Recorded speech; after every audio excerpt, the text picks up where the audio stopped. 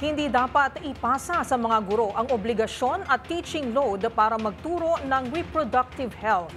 Ayon sa isang kongresista, maliban sa problemado na nga sila sa mga trabahong administratibo, ay mas makabubuting iatas na lamang ito sa mga tunay na eksperto. Narito ang ulat ni Milky Rigunan. Dagdag na workload sa mga guro kung uobligahin pa silang magturo ng reproductive health.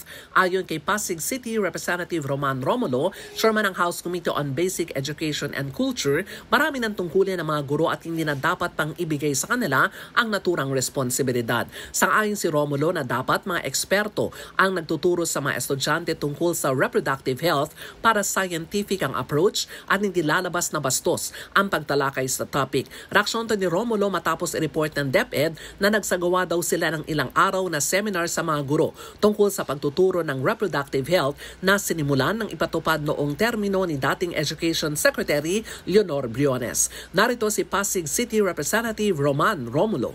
Sa ngayon, ang dapat gawin ng Department of Education ay kumuha ng mga dalubhasa. Yes. Na pwedeng 1 or 2 days sila ni magtuturo ng diretsyo para talagang maging very objective and scientific. At kung may katanungan, ay sila rin ang makakasagot. Umapela rin si Romulo sa mga nagsusulong ng CSE na huwag gamitin ang problema sa teenage pregnancy para ipilit ang panukalat maisama sa curriculum ng basic education. Ang problema anya sa teenage pregnancy ay sa mga layunin ng pinagtibay na RH law. At ayon kay Romulo, hindi dapat iugnay ang problema sa teenage pregnancy para ipilit naman ang kontrobersyal na CSE na anya ay liberal ang konsepto.